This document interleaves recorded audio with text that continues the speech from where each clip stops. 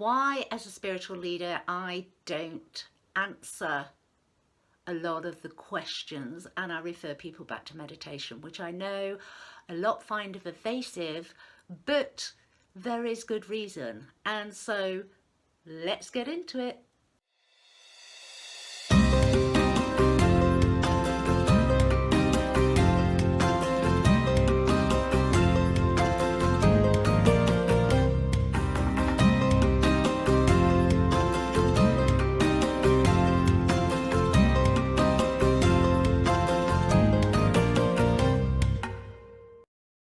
Hi and welcome to Oak Law Door. My name's Claire Attio, for those of you that don't know me, and this came up yesterday actually. A member of the spiritual development group reached out and asked me, why do I feel an affiliation to the Orion's belt? And my instant response was, you need to go away and meditate.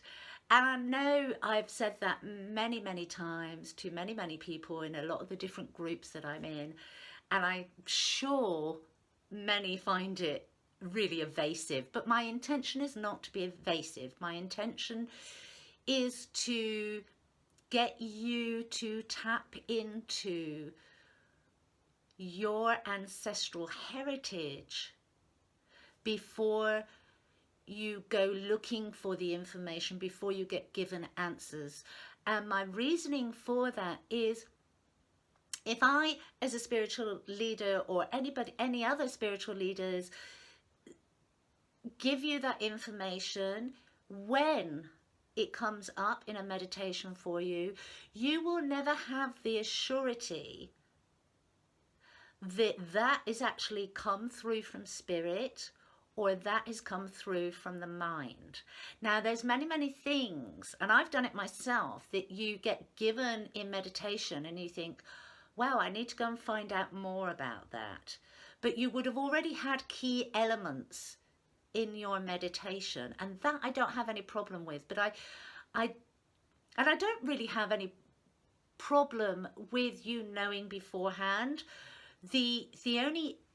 The reason I don't do it is because it takes away, it doesn't take it away, I'll rephrase that, it makes it harder for you to start to really trust yourself and trust the information that comes through.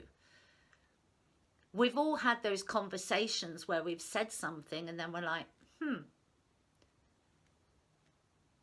did I just say that, or have I read that somewhere?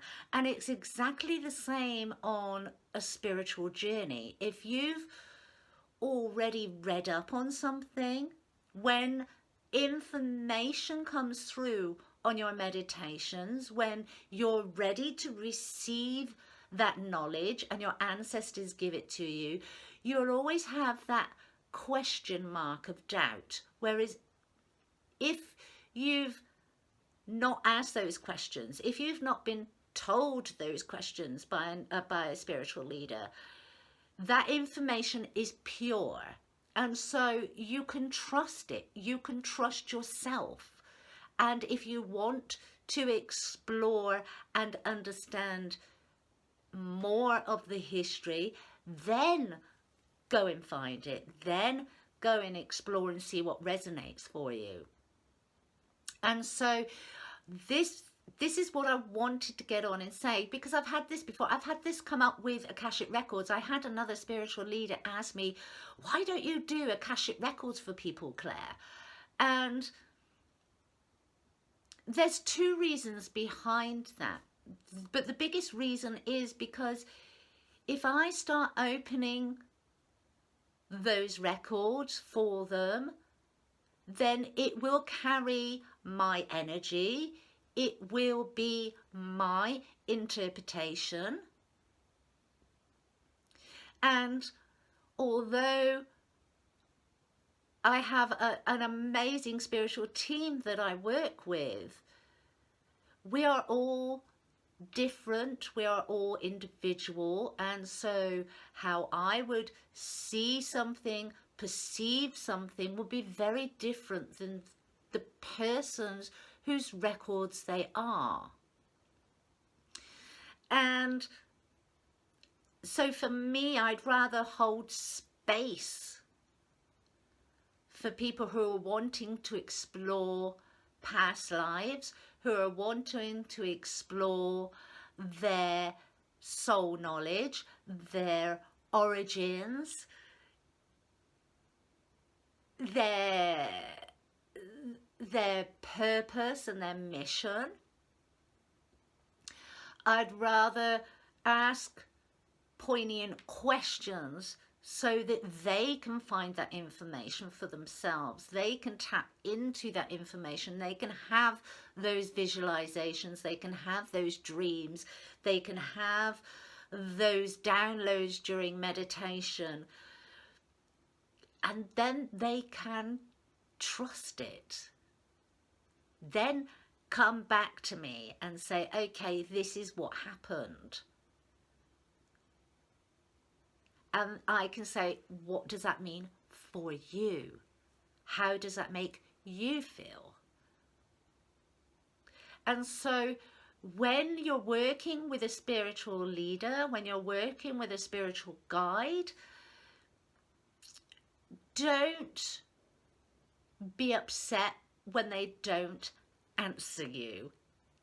Don't go into that 3D mindset of, oh, they don't know the answer.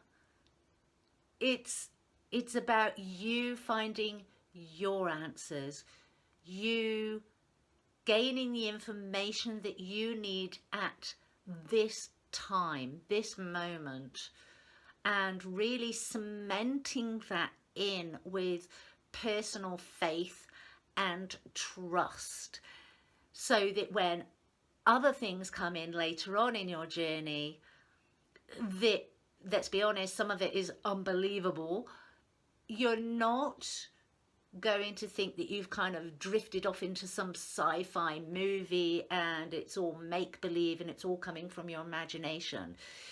These are foundational stones. These are foundational activities that you can actually do to really build a solid foundation so that you have that trust in yourself, in your team, in the information that you're being given, so that when further stuff comes in, you just start to build that temple of who you are, that place of absolute knowing for you, rather than questioning, am I doing this right? Is this real? Is this imagination? You'll have that trust. And it's going, as we move forward, to be really exponentially important that each of us has that trust, so that we can follow the guidance that we're given without question, without second guessing ourselves and then becoming inactive. So I hope that helps, and I shall see you on the next video. Bye bye.